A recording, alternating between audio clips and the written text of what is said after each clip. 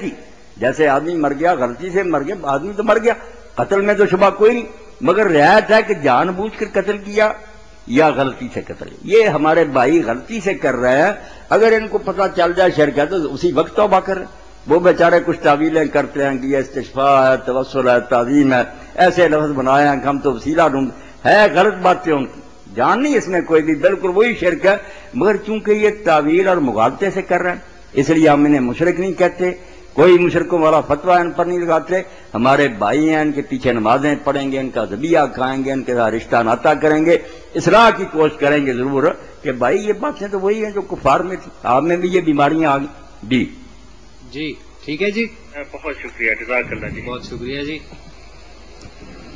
مولانا ایک تحریری سوال ہے ہمارے پاس، اور یہ سوال ہمیں کیا ہے ملک محمد حسین صاحب ہیں جی 171 گاکھوے سے۔ ان کا کہنا ہے کہ قبرستان میں جا کر جو عزیز فوت ہو چکا ہے اونچی آواز میں اس کے لیے درود پاک پڑھنا۔ ایک ٹیلی فون کال ہے، اس کے بعد دیکھتے ہیں۔ السلام علیکم۔ وعلیکم السلام، فتاوا on line? G فتاوا on line, مولانا اسحاق صاحب بول رہے ہیں؟ میں بول رہا ہوں، آپ پوچھیں۔ مولانا صاحب میں ایک سوال کرنا چاہتا ہوں کہ اگر دیکھیں ہم کوئی کچھ کھیلتے ہیں، کوئی گیم وغیرہ کھیلتے ہیں کہیں جا کے، ٹھیک ہے نا؟ جی جی بیان ہو، جی جی سن رہی ہے آپ کی آواز، بولیں آپ۔ کیا گیم کھیلتے ہیں؟ عام طور پر یہ ہے کہ سنوکر وغیرہ کھیلتے ہیں۔ یہ مولانا جو سنوکر، یہ ٹیبلوں کے اوپر جو گیند کے ساتھ، گیند کے ساتھ بچے لگ رہے، اس کو وہ کلب میں ان کے پیسے لیتے ہیں، تو عام طور پر یہ ہوتا ہے کہ جو ہارے گا وہ پیسے دے گا، تو کیا یہ جوئے میں شمار ہوتا ہے؟ جوئے میں ہوتا ہے یہ شمار؟ سارے جو ہے نا مسائل ان کے لیے بنیادی بات جو ذہن میں ہونی چاہیے نا میرے بھائی، کھیلوں کے بارے میں اسلام کا نقطہ نظر، آپ صرف اس تفریح اور کھیل میں حصہ لے سکتے ہیں جس سے جسم کی صحت اور تندرستی حاصل ہو اور آپ جہاد کے لیے، عبادت کے لیے، دینی دنیاوی کاموں کے لیے تیار ہو سکیں۔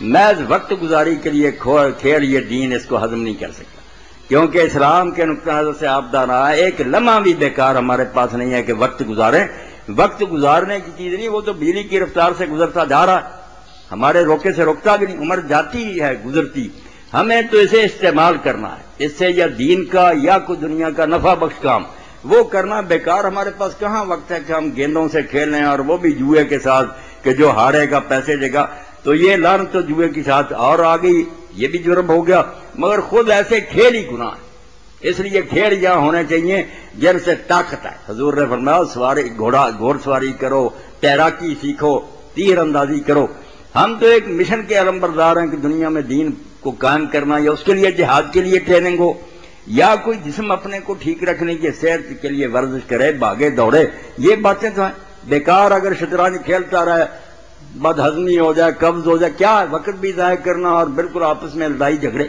تو یہ آپ اصولاً سمجھ لیں کہ کھیلوں میں سے وہ کھیلیں چھانٹیں آپ جو یا صحت کے لیے مفید ہوں یا وہ جہاد کے لیے اور عبادت کے لیے تیار کرتے ہیں، ورنہ ہمارے پاس کلمہ گو کے پاس کوئی ایک لمحہ بھی نہیں ہے کہ وہ فضول کاموں میں اس کو ضائع، وَهُمْ عَنِ اللَّغْوِ مُعْرِضُونَ، اللہ کہتا ہے ایمان ہر بےہودہ چیز سے منہ موڑے رکھتے، دھیان ہی نہیں کرتے، ہمیں گپے مارنے کا کوئی وقت ہے کہ اس میں لگے رہے۔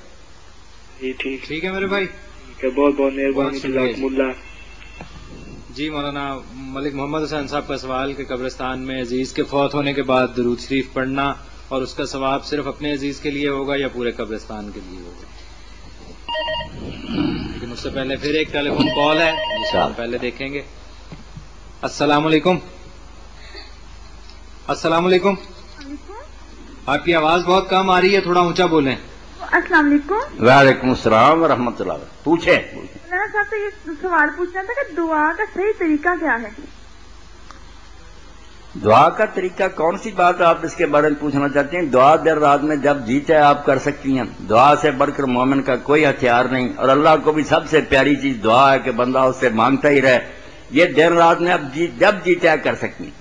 اگر بہت اعلیٰ طریقہ سے کرنا چاہتی ہیں تو وضو کریں، قبلہ رخوں، دعا کے لیے ہاتھ اٹھائیں، ہاتھ تھوڑا ان میں فرق ہونا چاہیے، بالکل ملی نہیں ہونی چاہیے تھیلیاں، ان میں تھوڑا سا فاصلہ ہونا چاہیے، قبلہ رخوں، پہلے اللہ کی تعریف کریں، بے شک الحمدللہ ہی کہہ لیں، بعد میں رسالت مآب صلی اللہ علیہ وآلہ وسلم پر درود شریف پڑھیں، پھر اپنی حاجت پیش کریں۔ انشاءاللہ رسول کریم علیہ السلام فرماتے ہیں پہلے اللہ کی تعریف کرو، پھر مجھ پر درود بھیجو، پھر دعا کرو، جو مانگو گے ملے گی۔ اب اور کوئی چیز اس بارے میں آپ کے ذہن میں پوچھ لیں۔ یہ پوچھنا تھا کہ ہم لوگ جب قرآن پاک ختم کرتے ہیں یا اکثر یاسین ختم کر کے 72 دفعہ یاسین پڑھا کے کوئی چیز اللہ کے نام پہ دی جاتی ہے، تو وہ جو ختم دلوایا جاتا ہے اللہ کے نام پہ یا قرآن پاک کے بعد جو ختم کرنے کے بعد جو ہم لوگ اللہ کے نام پہ تقسیم کرتے ہیں چیز، اس میں کوئی گناہ تو نہیں پہ؟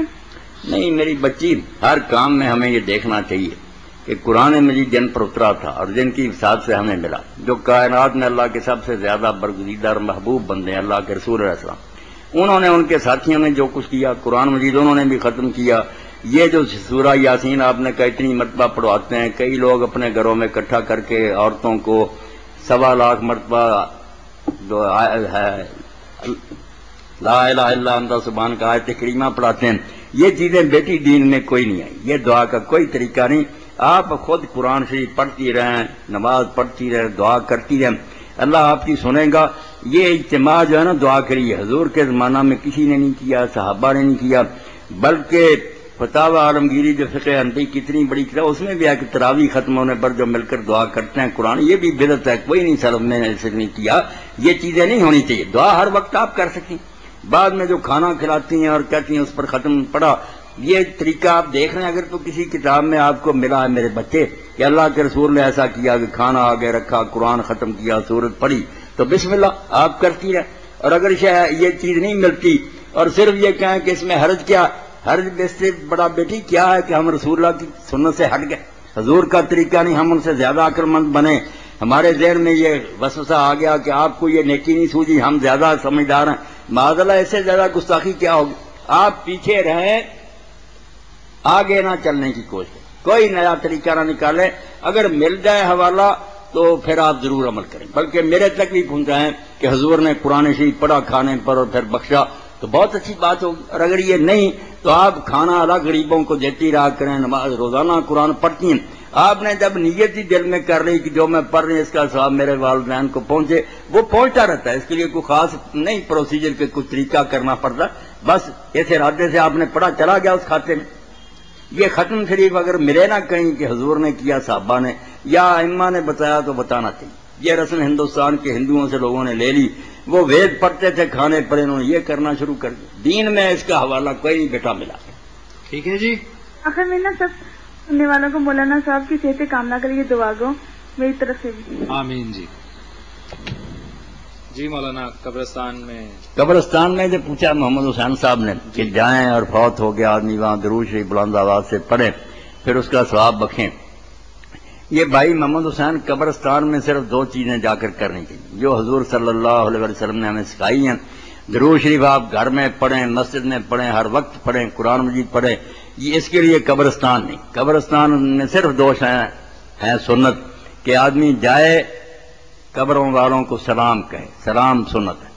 اس کے بعد یہ ہے کہ ہاتھ اٹھا کر وہ دعا بخشش کی ان کے لیے کرے، سب کے لیے کرے کہ اللہ انہیں بخشے۔ اپنا کوئی خاص ہے اس کی قبر پر جائے، اس کے الگ بھی کرے، کوئی بات نہیں، خاص تعلق جائے اس سے، مگر یہ 2 چیزیں جو نا سلام اور دعائے مغفرت، اس کے علاوہ قبرستان میں کوئی چیز ثابت نہیں، نہ نبی علیہ السلام نے، نہ صحابہ نے، نہ وہاں جا کر سورہ یاسین پڑھی، نہ کوئی اور قرآن پڑھا۔ قرآن پڑھنے کے لیے گھر بہت اعلیٰ جگہ ہے، مسجد بہت عمدہ جگہ، وہاں آپ پڑھتے رہیں، انشاءاللہ اگر آپ کی نیت ہے کہ اس کا ثواب پہنچے مرحوم کو تو پہنچے۔ آپ قبرستان میں صرف یہ کام کیا کرے، جائے سلام کہیں، دعا کر کے آ جائے۔ مولانا یہ ایک اور سوال ہے، یاسین صاحب نے یہ سوال ہمیں کیا ہے اور ان کا کہنا ہے کہ قربانی کا گوشت جو ہے اس کی بڑی فضیلت ہے، کیا یہ گوشت غیر مسلم کو دیا جا سکتا ہے؟ ہم اکثر قربانی کا گوشت غیر مسلم کو دے دیتے ہیں، کیا اس میں کوئی شرعی عذر تو نہیں ہے یا اس کے لیے شریعت کا حکم کیا ہے؟ یاسین صاحب نے جو بات پوچھی ہے کہ قربانی کا گوشت کسی غیر مسلم کو دیا جا سکتا، تو اس بارے میں وہ مطمئن رہیں، دیا جا سکتا۔ صرف ایک زکوٰۃ ایسی چیز ہے جو مسلمانوں سے وصولی جاتی ہے، مسلمانوں کو دی جاتی ہے، باقی جو صدقات ہے نا، خیرات اور قربانی